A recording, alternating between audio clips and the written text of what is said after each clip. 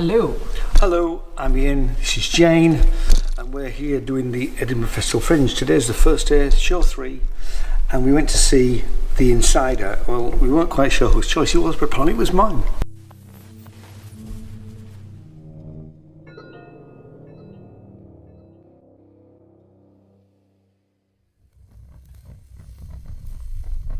Do you remember the first time you signed something important? When you formed those first delicate lines on documents that would define the rest of your life? Do you? You feel a rush when they hand you the pen. Your hand feels heavy with its weight.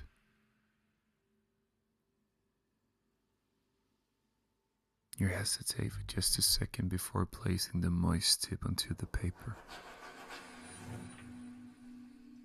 Done. Deal. Listen to me. If the poor die, then the rich die too.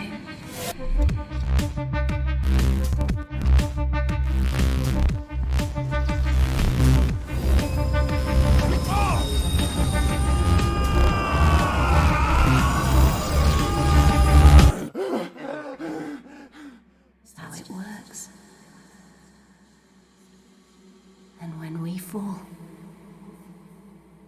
so will you.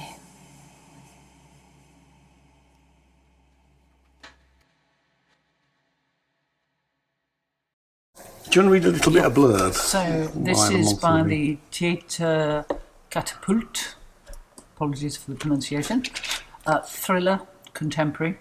Fringe First Winner, 2023. Acting, visuals, and a binaural soundscape that sends chills down your spine, exploring greed and large-scale financial fraud. And then there's a quote: unexpectedly gripping, brilliantly inventive, and technically groundbreaking, an immersive masterpiece. Can I first talk about the immersive element of it? Because I thought we have, it's a one-man show, and he's inside what appears to be a glass box. And it is. He has, what I didn't realise was it didn't have a roof, but it's the sides. And two sides, it becomes different things as visuals on two sides.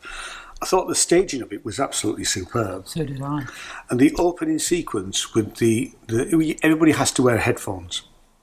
And I have a slight criticism of headphones, which I'll come back to. And the way that the opening few minutes sounded was absolutely incredible. You know. Because I'm sure an awful lot of people won't have heard that sort of soundscape type thing with him moving things across the table, and I mean, that's all about how they've mic'd and how the effects that they've used on it. It's just brilliant. For me, I have experienced some things like that, but I've never experienced, like Ian said, that, because you were watching him do it physically, but it was like an amplification and something else, a sort of, they almost seemed to sort of slow down time. It was an incredible. So he was making noises, so you'd hear him breathing. Yeah. So we've got breathing noises. We've got noise. At one point, I thought he'd opened a packet of cigarettes. It was actually a packet of mints, and then he popped a mint in his mouth, and you heard literally every element of that.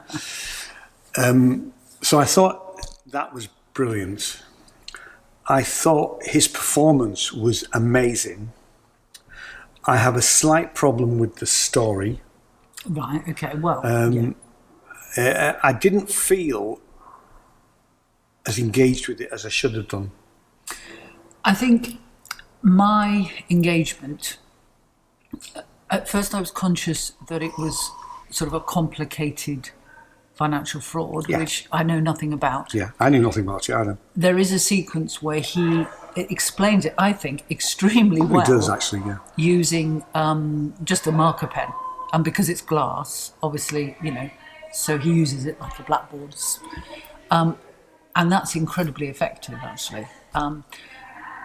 Sorry if you're hearing background noise. We're in a quieter area, but there are other people down. Yeah, down and the actually other we've got end. a window open onto a courtyard. Yeah, so apologies if you're hearing that. So actually that really helped.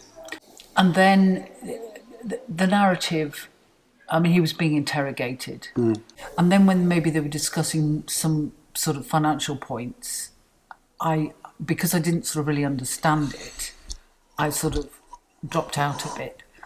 But because it's so visually stunning, And it really is. and the soundscape is just phenomenal, and I love that. Because I just was, you sort of have a visceral response to it, and the lighting was great. So I was engaged for 95% of the time. I really was. I have to say I don't think I was, because I wasn't engaged with the story. I mean, I'm sure some people, having never seen anything like that before, and it's quite spectacular,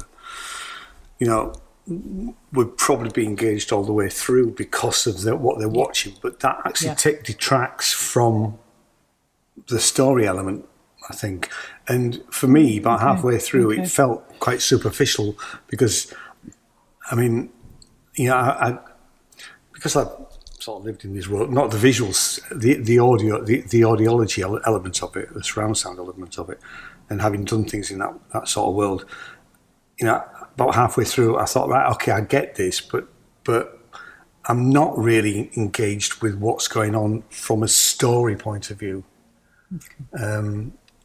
So I almost didn't really, I just didn't really care enough about the character, although I thought his performance was absolutely incredible. And I don't think that's to do with him as a performer. I think he was brilliant. And some of the things that he did with his body, I know. He at one point he was sort of twitching. It was just incredible. And and it's such a it was a very, very physical part. Incredibly physical piece. I mean, he must be. He was completely covered in sweat at the end of it. And he was very fit because what he made. He was ripped. Well, he was ripped because he did take his shirt off several times. But apart from that, the fact that he effortlessly jumped onto a filing cabinet at one point. Yeah, he did. But then he threw himself onto the floor. But it was what he was doing with his body, and it was quite a stunning. And I still feel, when you come out of a performance and you sort of have found it quite thrilling. I'm sort of, because it was the visuals, and I loved the way that they used. There's a word for it, and I'm afraid I don't know what the word is. But they used, the back two panels of the glass box. Yeah. They mentioned it was spring or autumn. Yeah. And you had trees and things, and then there was some cityscapes shown, which all added. There was to the spectacle. I mean, we're very early in the Fringe, and obviously, technically, things can go wrong. And something did. I never heard anything. I never saw anything that was wrong. I didn't know what was going on. At one point, a person walked behind, and you saw their shadow. And at first, I'm thinking, there's obviously they're part of it. Yes, but then I realised, because they came and went back again, that they were having to deal with a technical issue. Yeah. So I mean, and you sort of get that sort of thing, and it's just it was a very, very small bit, but it didn't really detract from the piece at all. Really, no. I just thought that it must be the writing I'm thinking about, that really, because I didn't really engage. That we did meet the writer. Yes, we did. Yeah. Yes, we did. She was flying. Yeah, she was flying. But I think it's worth seeing. But for the experience, I mean, when you think about, and it is an experience. There is that about it. The variety of shows.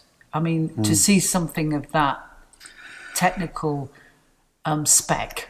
Is that right? Oh, definitely. And the other thing... It is fantastic. I mean, usually what happens with shows is they don't have a massive amount of time to set up. And here we have got a show that's incredibly complex from visually and orally. Yeah. I mean, yes, they've had to tape headphone sockets to each of the seats. Yeah. And then they're giving out seats.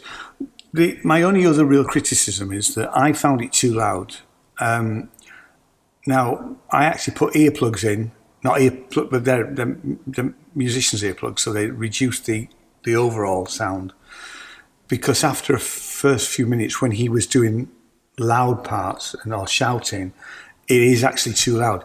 All they need to do is to have headphones that have got a volume control, so each individual.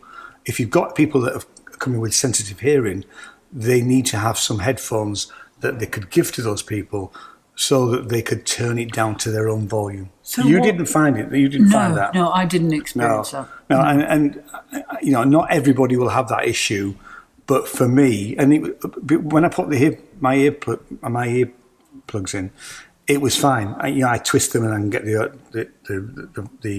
right sort of amount of treble and things.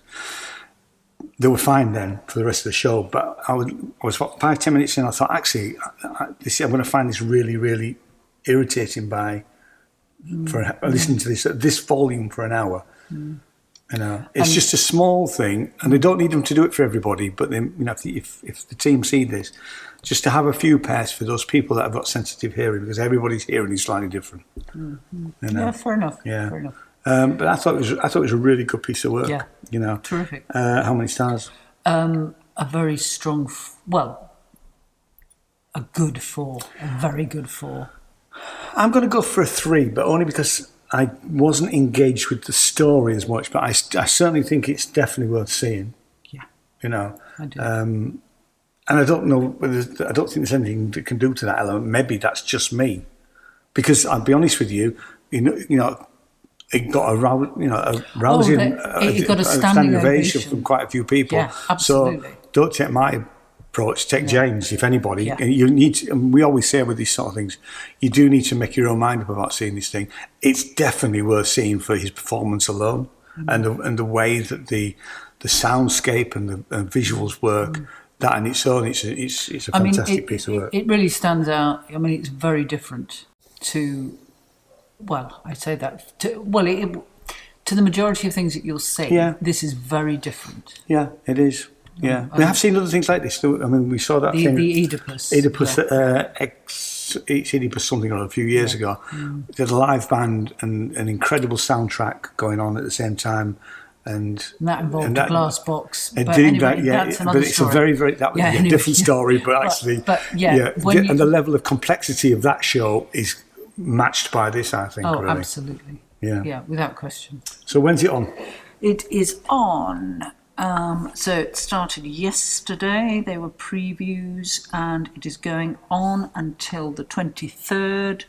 It is not on the 4th, the 11th, and the 18th, which are basically Mondays in August.